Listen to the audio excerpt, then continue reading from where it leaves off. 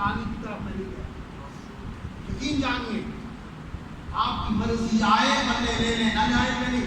لیکن علامہ صاحب نے یہ بہت بڑا قدم اٹھایا ہے. اللہ تعالیٰ انہیں کامیابی عطا فرمائے گا. یہ میں کہہ رہا ہوں اور یہ میرے استاد جی مکرم حضرت علامہ قاضی ڈاکٹر امجد حسین کاظمی سیفی صاحب نے بھی فرمایا. آپ بیٹھے ہیں. ہوا یہ کہ فون پہ بات ہوئی میری، تو میں نے حضور سے عرض کیا کہ میں نے وہ اشتہار تھا، وہ پمفلٹ میرے پاس آیا. میں نے کہا کہ آپ نے بھی جانا ہے اور مجھے بھی دعاؤں سے دعا دیجیے گا کہ مجھے بھی حکم مل گیا. جہاں استاد آئے شاگرد تھوڑا کرتے ہیں تو انہوں نے کیا فرمایا، مجھے بھی دعائیں عطا فرمائی اور صاحب فرمایا یار احتشام ان کا جو انداز بڑا مزے لگے مجھے. کیا جائے قدم بڑا سونا چاہیا، دعا کر اللہ تعالیٰ کامیاب کیا تو انداز ہے. یہ انہوں نے بھی فرمایا. تو اب ہم جب سارے لوگ کہتے ہیں کہ بہت اچھا کام ہے، آپ کو اور مجھے بھی پھر اسے تعاون کرنا چاہیے کہ نہیں کرنا چاہیے. دیکھیے نیکی کے کام میں بڑھ کر تعاون کریں. نیکی کے کام میں تو تعاون کا حکم ہے. آگے دیکھیے حضرت زید بن ثابت رضی اللہ تعالیٰ عنہ فرماتے ہیں جب ایک شخص کی نماز جنازہ پڑھ کر فارغ ہوئے تو ان کا خچر قریب دیا گیا، سواری قریب دی گئی کہ اس پر سوار ہو. حضرت ابن عباس بہت بڑی شخصیت ہے، نے بڑھ کر رکاب تھام لی. اللہ اکبر، بڑھ کر رکاب تھام لی. حضرت زید نے فرمایا اے رسول اللہ صلی اللہ علیہ وسلم کے چچا کے بیٹے، اب سمجھ گئے کتنی بڑی شخصیت ہے، آپ رکاب چھوڑ دیں. حضرت ابن عباس نے کیا فرمایا، سن لو لوگوں، فرمایا کہ ہم کو یہی حکم ملا ہے کہ علماء اور بزرگوں سے اسی طرح ادب سے پیش آئیں. حضرت ابن عباس فرما رہے ہمیں یہ حکم ملا ہے کہ بزرگوں سے علماء سے ادب سے پیش آئیں. اور ہم کتنے ادب سے پیش آتے ہیں یہ آپ کو بھی معلوم ہے. یہ تربیت کی گفتگو ہے. میں اس لیے تھوڑی سی ایسی گفتگو کرتا ہوں تاکہ اپنے آپ کو جوڑ سکوں. ہم سامنے بیٹھ کر تو بڑی پیاری باتیں کر دیتے ہیں نا، مزہ تب ہے جب پیچھے بیٹھ کر پیٹ کے پیچھے ہو، پھر پتا چلتا ہے. اللہ ماشاء اللہ جس پر اللہ کا کرم ہے اکثر ایسے ہوتا ہے جا کر کہتے ہیں او یار آج یہ حضور نبی تقریر کر چھوڑی، وہ کر چھوڑی، وہ نے بڑا مزہ آیا. اللہ ہمیں سمجھ عطا فرمائے. سنیے حضرت زید رضی اللہ تعالیٰ عنہ نے ان کے ہاتھ پر بوسہ دیا. حضرت ابن عباس کے ہاتھوں پر بوسہ دے دیا. اور پھر کیا فرمایا ہم کو بھی یہ حکم ملا. کیا حکم ملا؟ فرمایا کہ اپنے پیغمبر کے اہل بیت کے ساتھ احترام سے پیش آئیں. یہ امام غزالی نے لکھا ہے اس بات. علماء کا ادب پتہ چلا. اتنی بڑی شخصیت سواری کی رکاب تھامتی ہے اس وجہ سے نہیں کہ مال و دولت کی وجہ سے. فرما دیا کہ بزرگ علماء جو ہیں، جو بزرگ ہیں، ان کا ادب کرنے کا حکم ہے. اور حضرت امیر المومنین سیدنا عمر فاروق کیا فرماتے ہیں؟ فرماتے ہیں لوگوں علم حاصل کرنے میں لگ جاؤ، علم کے پیچھے پڑ جاؤ. کہ اللہ تعالیٰ کے پاس ایک چادر محبت ہے.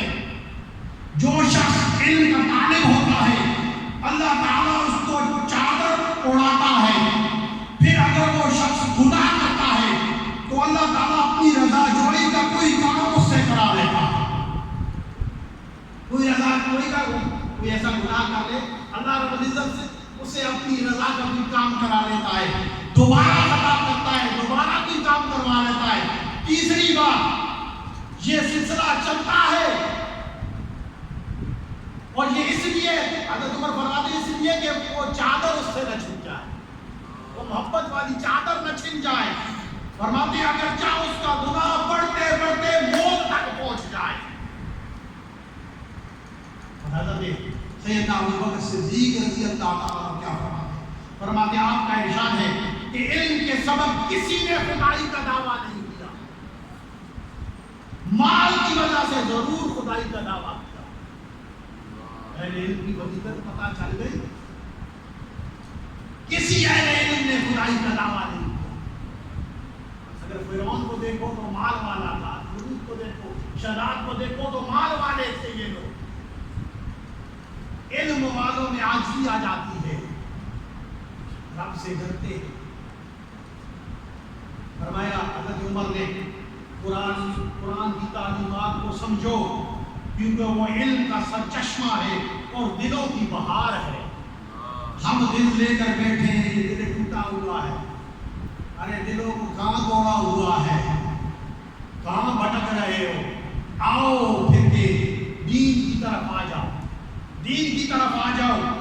وہ مشہور حدیث آپ نے سنی ہوئی ہے کہ جب آدمی مر جاتا ہے تو اس کے تمام اعمال ختم ہو جاتے ہیں، سلسلہ اعمال کا منقطع ہو جاتا ہے. 3 باقی رہتے ہیں. ایک کیا؟ صدقہ جاریہ. دوسرا وہ علم جس سے فائدہ اٹھایا جائے، نفع دینے والا علم.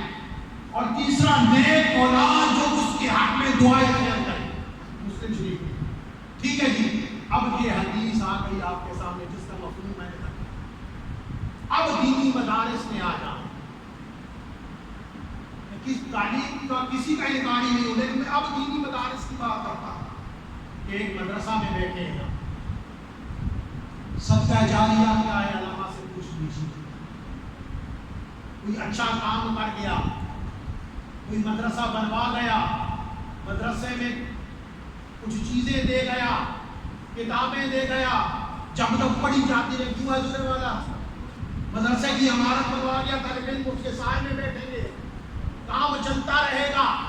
ایک وہ علم جس سے فائدہ اٹھایا جائے، نفع ملے، تو سب سے فائدہ دینے والا علم دین کا ہے، جو یہاں بھی فائدہ دیتا ہے، قبر میں بھی فائدہ دے گا، عشر میں بھی فائدہ دے گا.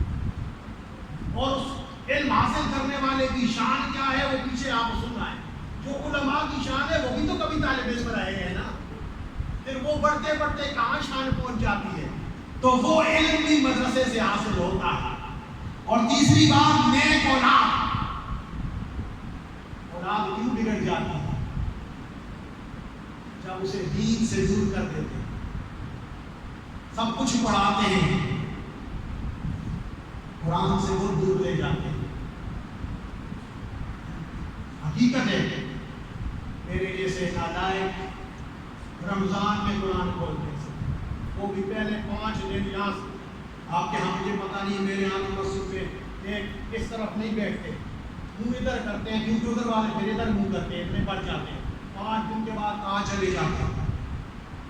نماز تراویح میں پہلے دن 2 دن 5 دن حال بھر جاتا ہے، پھر کہاں چلے جاتے ہیں؟